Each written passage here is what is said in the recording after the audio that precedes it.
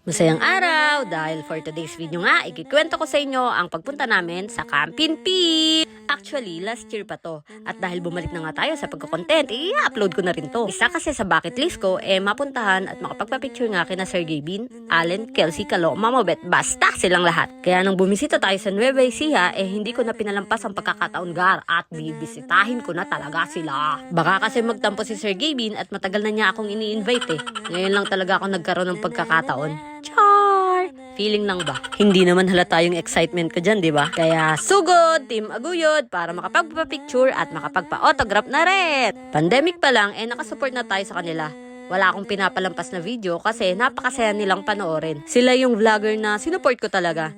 Hindi naman halata, di ba? Pati clothing nila, bumili talaga ako. Unang labas pa lang ng damit nila na 1,500 pieces ata yung nirelease, nakipag-unahan talaga akong bumili. So, ayun na nga. Medyo bad timing yata yung pagpunta namin kasi Father's Day nga pala niyan at for sure, pumunta sila kay Papa Pedi.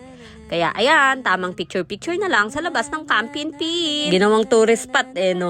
Pero hindi pa rin ako sumuko kasi naisip ko na baka magutom sila at pumunta sila sa Lamarang, yung lagi nilang kinakainan sa Ads Garage. So, sumugod na rin tayo doon. Pero bokya na naman tayo kasi hindi natin naabutan sila Kalo at Ivan na kumain doon ng lunch.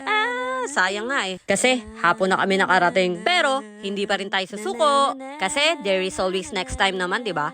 At sa aming pagbabalik, I will make sure na makakapagpa-picture na ako sa kanila. Ay!